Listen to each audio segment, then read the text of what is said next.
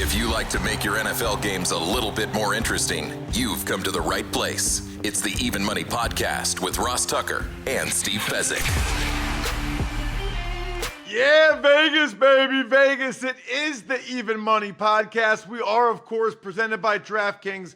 The crown is yours. Many people say we are the number one NFL betting podcast in the world. That is very humbling. Can't tell you how much we appreciate all the people that rate and review the show. Remember, we're going to get to a bunch of email questions with Steve today.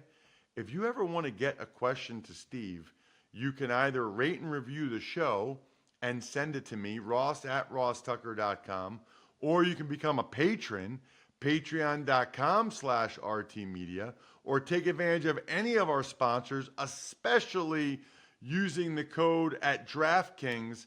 Any of those, you'll go right to the top of the list with your email question. So excited to get to a few today with Steve, which will be great. Really, really looking forward to that because I love your email questions. They're fantastic. Also, of course, need to get Steve's thoughts on Sweet 16 March Madness in general, and then in particular some of the bets he has.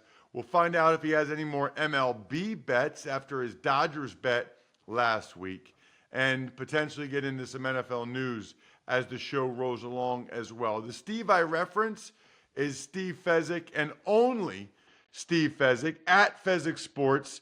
Accept no imposters. I'm at Ross Tucker NFL on social media, the former NFL offensive lineman who now is a broadcaster, an entrepreneur, and podcaster. I have a bunch of shows, Ross Tucker Football Podcast, daily during the season, 3 times a week here in the off season. Fantasy Feast, which is great. We're continuing to break down these free agent moves this week on Fantasy Feast. If you guys are really into fantasy or prop betting, College Draft, our series continues on the top prospects at each position as you guys want us to continue to prepare for betting on the NFL Draft. Already a lot of markets up, by the way, at DraftKings for the NFL Draft. Love those of you that check us out on YouTube, youtube.com/Ross Tucker NFL. Got a couple responses. Would love more in terms of those of you letting us know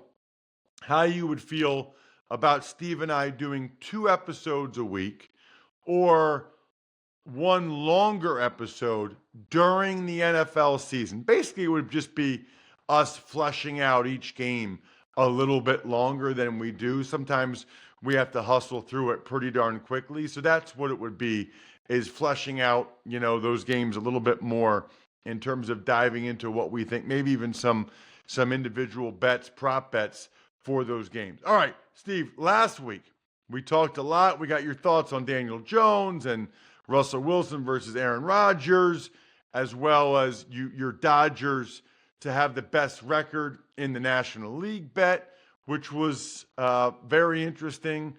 That was fun to have a Major League Baseball bet while a game was going on live in Japan. We also got all your thoughts on March Madness and everything else. Now let's talk Sweet 16. And before we get into any of the specific matchups or games, do you have sort of a Sweet 16 tips, Steve, more or less, like every year? Is this when you fade the Cinderellas? Is this when you double down on certain conference thoughts? Just kind of curious where you're at about Sweet 16 in general or trends you've seen year after year. Yeah, so we love the Cinderella. It's a great story. And Cinderella may get to the ball, but Ross, she's not the last one to leave. Midnight strikes, and she better get into that carriage before, or she turns into a pumpkin. And these teams, oftentimes, that make the miracle run to the Sweet 16, the improbable run, they fall apart typically. Now, there's exceptions. Loyola, Chicago, Florida Atlantic. Certainly, there are always exceptions to the rule, but in general, why is this happening? Well, one, team wasn't that good. That's why they weren't seeded very high. Lost a lot of games during the regular season. And the second, it's just human nature. every one of these teams that's an 11 seed, when they go into the big dance, their goal is to make the Sweet 16. That's the goal. Like, let's go all in and try to make it happen. And if by some miracle they play so much better than they played all year long that their noses are going to bleed for months, then they get back to campus, their heroes, Wally Zerbiak, Miami of Ohio, Party Central, everyone's so happy, and then they're donezo. It's just so hard to bring it back up to that next level. So a good rule of thumb is lay the chalk against these Cinderellas once we hit the Sweet 16. Ooh, okay. Gosh, can you imagine how awesome it would be to be a college basketball player? You win those first 2 tournament games, then you go back to campus. I guess the problem is, it's like a Monday, Tuesday, Wednesday, and then you got to go right to the Sweet 16 site. So not exactly prime partying, but I'm sure they can try to figure something out. Well, this was the exception to the rule. I was around in the early 80s. Roosevelt Chapman and the Dayton Flyers made a very improbable, they barely got into the tournament, all right? I think they had to beat Old Dominion to make the tournament. They made the Elite Eight. And they have an area in Dayton. There's no ghetto at the University of Dayton. It's a very middle-class neighborhood, but they burn furniture in what they call the ghetto, where the kids live, all right? Ross, after winning 3 games and beating Oklahoma and beating Washington, they and Detlef Schrempf, there was like no furniture left to burn. All the old couches and the like had already been torched. By the time they got to Georgetown in the Elite Eight, there were furniture stores that were setting up shop to sell new furniture at the University of Dayton. So it was quite the party. Oh my gosh, that is funny. I wonder what it was like a couple years ago for the Princeton guys when they made the Sweet 16. That was pretty awesome. And, they beat Arizona and Missouri. That was cool for us to just watch and see how they did it. Awesome. Any other general Sweet 16 thoughts, Steve? It's all case by case basis. I think now's the time you can start looking for prop bets on players because there's so few games, right? You start seeing more and more of those prop bets starting to pop up, and you can start, doing some prop betting on these games. Ooh, okay. I like that. What about last week? We talked about the Dodgers a little bit. We'll get to more baseball bets later, potentially, but I always like to do a little bit of tease early in the show. Any other baseball bets that you felt really good about, like to tease now, or give them one now before we dive into maybe more later? Yeah, so the Dodger bet, being bullish on the Dodgers is unusual. In general, when I bet season wins, I usually bet unders. Why? Because if you average all the teams, 162 games, they should be 81, and the average is more like 81.4. I'll call it 81.5. That sounds trivial, but that half a game is actually significant. Significant enough that if you played every team under and didn't even shop, you would almost break even. And if you shopped, you'd actually make a profit. If you just took the best number on all 30 MLB teams and played them all under, you'd be a favorite to win each and every year. So starting from that premise, which teams do I like to go under? I'm going to identify one team, the Pittsburgh Pirates. I'm from Cincinnati area. The Bengals are cheap. The Pirates are cheap. They don't spend any money, and they won. They had a pretty good year last year, still below 500 because Skeens, the rookie pitcher, was so dominant. He didn't throw that many innings, but he was so good. It is a leap of faith to ask him to be as good as he was last year. And you just look at the division, the Reds are going to be better. Milwaukee is always going to be good. The Cubs are going to be better. The Pirates' number's at 77, so they have to almost play 500 ball. Pittsburgh is not a 500 baseball team. Pirates, under 77 wins. So you guys know I love to mention when I find a new cool app that's really helped me. You guys know I do that for tickets. How about for money and managing your finances and saving money? Get control of your overall finances with Monarch Money. Use code EVEN at monarchmoney.com in your browser for half off your first year. That's 50% off your first year at monarchmoney.com with code EVEN. Goodness knows, with credit cards and streaming services and subscriptions, it is very, very hard to track everything you're spending. I know I got a few small businesses, so that makes it even more difficult for me. Thankfully, I found out recently about Monarch Money. Go to monarchmoney.com, use that code EVEN to get control of your finances with Monarch Money. That was an awesome weekend of basketball. I thoroughly enjoyed that while sipping on some delicious Smirnoff. You guys already know the mixtures I like to use. By the way, we got the Sweet 16 already coming up again this weekend, starting Thursday night. Smirnoff, not only an official sponsor of this show, the NFL Draft, it's the perfect vodka for crafting delicious cocktails, easy to make, versatile for any and all fans over 21. Please drink responsibly. Smirnoff number 21 vodka, distilled from grain, 40% alcohol by volume. The Smirnoff Company, New York, New York. Please not share with anyone under legal drinking age. We are a month away from the NFL Draft. Smirnoff, my number one pick when it comes to vodka, because first of all, it tastes delicious. Secondly, it's inexpensive. It's not going to cost you an arm and a leg. Smirnoff. Okay, Jack, before we go to some email questions, let's go ahead and talk about some underlying things that I've seen from the tournament. Yeah, Steve. So those who don't know, really quick, I'm producer Jack. I'm the one that runs everything behind the scenes here. But Steve, let's discuss, why do you think the tournaments have been a complete dud this year? What's your thoughts on this so far? Very limited drama. Games aren't close. The one buzzer beater was on a travel for Maryland. But the number one theme, there is no Cinderella. It's the death of Cinderella. And I want to talk about this for a couple minutes.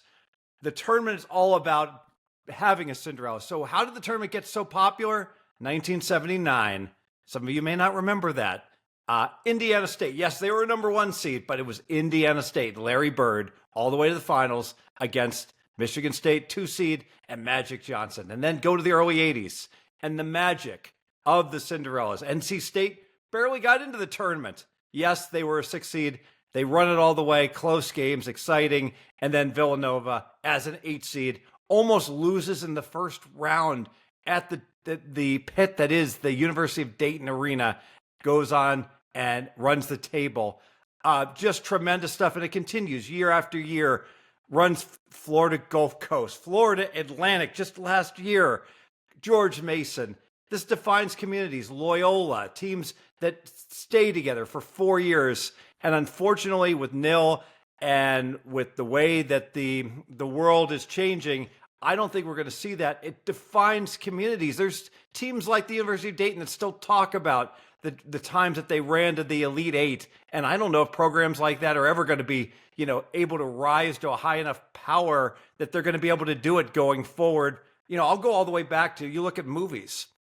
High school, the 2 best high school movies, Hoosiers, Cinderella Story, Hoop Dreams. Why was Hoop Dreams a great, not a good movie?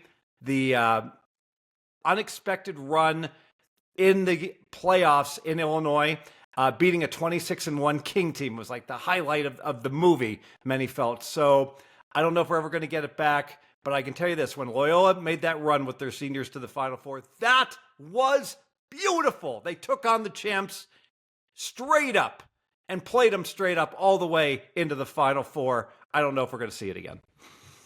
Yeah, I see that. It's funny because I guess the one quote-unquote Cinderella is a John Calipari Arkansas team. Like everybody else is 6 seed or higher. So we'll move forward with that. You talked a little last week about betting against Cinderellas in the Sweet 16. With there being no Cinderellas, what are your thoughts on the remaining games starting Thursday? Yeah, so I think you got to just look at power ratings and do traditional handicapping. I don't think Arkansas is coming back home and celebrating like a lot of Cinderellas sometimes do. And then I think this is a team with so much talent, so much more was expected of them, that this is more, well, this is what we thought we would be versus, how badly we were playing earlier in the year. And it's difficult, frankly, with all these changes and the like. I think you got to look towards certain angles and the like. One of the things I'm looking at in the Midwest region, what's this? They're playing this in Lucas Oil Stadium. That's a football stadium. So I guess that's where the finals will be next year. So in Lucas Oil Stadium, I think you got to look at Purdue, Houston, Kentucky, Tennessee. I would only look under in those games, as I typically do in a football stadium. Any other thoughts we'll talk about? We'll focus on the Thursday games first. Any thoughts on that Eastern region, Alabama, BYU, and then there was also Duke, Arizona later that night? I think that we are a betting show. We make bets, but be very careful about thinking you have an edge. These lines have such high limits and they're so hammered into place. I think anyone that's going to say, "Hey, I've got my game of the year in the Sweet 16. It's my biggest bet ever," are just delusional. You don't think you're going to find a better bet on a Patriot League game in December that might be mislined versus these lines? Come on now. I mean, the best bets are when there's a board of 100 games, the odds makers can't get it right. When there's only 2 games a night, unless the one exception is that if you had a clear favorite that everyone was backing and you could fade the public. That's not the case here. I don't think there's going to be much value betting sides. Any further thoughts on we got the West? We talked Arkansas a little bit. Any other? They play Texas Tech at 10 o'clock Eastern on Thursday. Then there's also Florida, Maryland a little earlier before at 7:30. Any thoughts on that? Even from not a betting perspective, just trends or anything? Well, just let's talk injuries. So I'm going to check in with my friends, Dr. Chow's group, SIC, the injury folks, about that game because Arkansas's best player, I don't know if he's going to play. Texas Tech's best player, McMillan. All right, I don't know if he's their best player, but he's a very good player. I don't know if he's going to play. I don't see how you can bet that game until you get the lineups and you know who's in and who's out. All right, 30 seconds or less. South region, Michigan State, Ole Miss, and Auburn, Michigan. Any thoughts there? Well, there's a trend going around, and I actually believe in this. If you weren't ranked in the top 25 going into the season, you don't make the Final Four, even if you're a 1 or a 2 seed.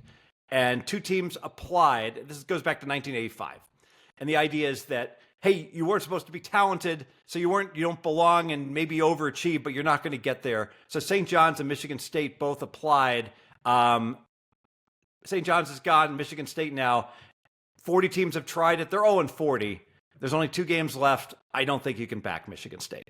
A lot of people scoring points this weekend in March Madness. You can score points at Labatt by getting gear for buying beer. Listen, the Labatt merch, I have a bunch of it. It's incredible.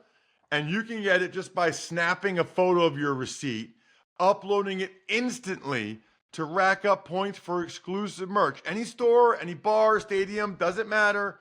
Buy beer, get gear. Go to rewards.labattusa.com to sign up. All right, Steve, let's get into some emails. Absolutely love when we get emails from our listeners. How about this one from Norm Fezzik? This is a great one. As a reminder, okay, you guys can all get your personal question answered by Steve. It's not hard. Rate and review the show on Apple Podcasts. Take a screenshot of it, forward it to me, ross@rosstucker.com, and say question for Steve. Or take advantage of any of our sponsors, especially if you use the code Ross at DraftKings. That's always a great one. And send it to me, ross@rosstucker.com. Or sometimes even if you're just a patron, like Norm is, patreon.com/RTmedia. All right, here's what Norm said. I think this would be a question for Even Money, but feel free to take a stab on it on the Ross Tucker Football Podcast. My question is about the Lions and going forward on 4th down. As unfortunately evidenced in the playoffs, other teams can go for it on 4th down too. What does this mean for the Lions, knowing that other teams will be increasing their aggressiveness as well? Will the Lions' aggressive approach be neutralized by other teams adopting similar strategies? If so, did the Lions have a point advantage over the last couple years? What is their current point edge? How does the Lions' offense rank in terms of point spread advantages compared to other potent NFL offenses throughout history? Fascinating question by our guy Norm Fazekas, who is the Tuck Cat. He's on patreon.com/RT Media, listens to all the shows, I believe, College Draft, Fantasy Feast. I think he's right, Steve. I mean, I don't want to put words in your mouth, but the Lions pretty clearly with Campbell's aggressiveness had an edge, but now other teams are doing it, including the Commanders did it right back to them. So do they lose that advantage? All right, this is going to be controversial. I'm going to take it all the way to the point that the Lions had an advantage over the league a couple years ago, and now they have a disadvantage. And let me explain why. I'm going to use an analogy. So back in the World Series of Poker in the early 2000s, players were too conservative, not aggressive enough, all right? And Chris Moneymaker wasn't that good of a player, but he was somewhat of a maniac where he would be ultra aggressive. And aggression is good in no-limit poker. He was too aggressive, all right? So he made some mistakes, but he was still better than the field, all right? He wasn't the best player, but he was better than the field, and he wound up winning. So the Lions are like Chris Moneymaker. They directionally figured it out before the rest of the NFL. We want to go for it. We want to go for it way more than the rest of the league. So they had an advantage. But they're not optimal. They make bad decisions. They go for it too much. They go for it 4th and goal from the 6 because Dan Campbell just decides, let me just, that's what we do, right? They go for it when they're up 14 in the playoffs, when they can kick a field goal and go up 17 against San Francisco late in the third quarter. Mistake. So given that, and given these other NFL teams who were sissies and they weren't aggressive enough or have moved more to optimality, and the Lions are too aggressive, the Lions will actually have a disadvantage, in my opinion, this year versus a lot of teams. Wow. That's really interesting. Yeah, there's times, what I don't understand, Steve, and you and I have talked about this before, I'm just like amazed by some of the decision making that some of these teams make that does not seem logical to me, and yet they do it. And I do think there are a number of examples where the Lions have been too aggressive, and sometimes it works out, but that doesn't mean it's the right decision. And it's still way better than being too conservative. So Tomlin in Pittsburgh, I mean, it's just ridiculous that someone, that the owner doesn't meet with them and say, look, when you're down 14, there's 8 minutes to play. You can't punt 4th and 8. You know, it's not like there's any disagreement. Like you ask 100 stat geeks from the University of Chicago, and all 100 will say it's a no-brainer. You got to go for it. But Tomlin punts, and it's fine. No one corrects him. No one has any ability to raise Tomlin's game. Where are the consultants to help the man? I mean, he's got 100 other things on his plate. Get him an analytics guy to get him to be more aggressive. So better to be too aggressive than to not be aggressive enough. But those are the extremes right now, Pittsburgh and Detroit. Got it. Okay. Let's get to another one. I love when we have time for a couple questions. This is from Andrew in Kentucky, and he's got a couple different sponsors. He said, love the podcast, found it last year, told all my buddies about it. I'm a DraftKings user and used your code Ross, which is awesome, and occasional Labatt Blue Light drinker. So if I get my question answered, I'll definitely pick up some more Labatt Blue Lights this weekend. Cheers. Love it, Andrew in Kentucky. He says, why do professional bettors always say not to vary your unit size based on the juice? Is this just a budgeting or tracking tool, or is there some actual math behind it? For example, if my unit size is $100, why shouldn't I bet 120 on a minus 120 line versus betting $80 on a plus 125 line? Both would pay $100. Shouldn't I be willing to put more dollars on a perceived less risky bet? I like to do this and say my risk-adjusted unit is $100, but constantly hear how it's wrong, and I want to know why. Thanks.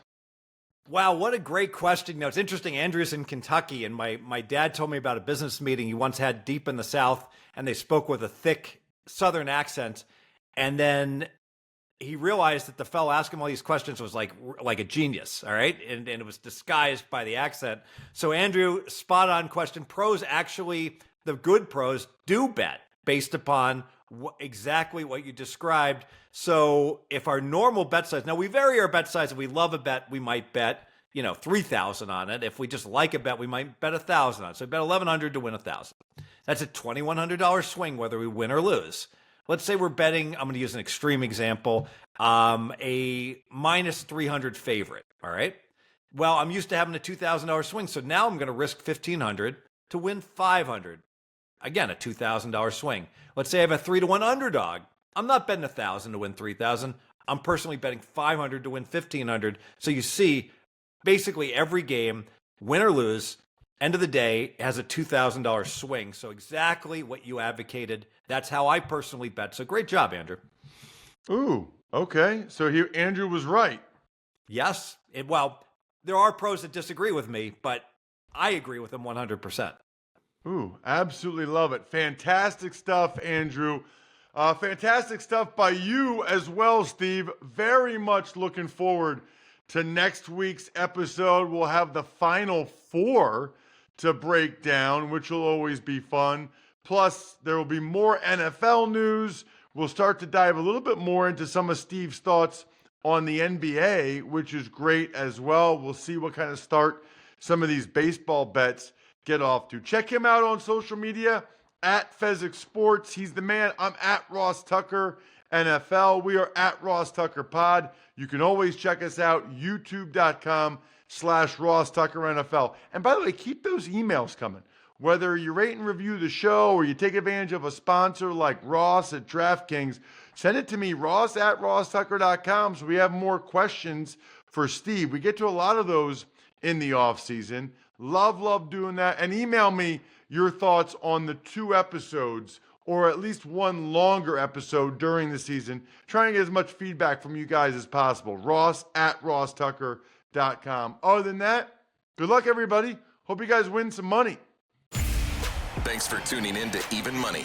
Make sure to also check out the Ross Tucker Football Podcast, Fantasy Feast, and College Draft, all on the DraftKings Network, YouTube, or subscribe to the podcast on your favorite platform.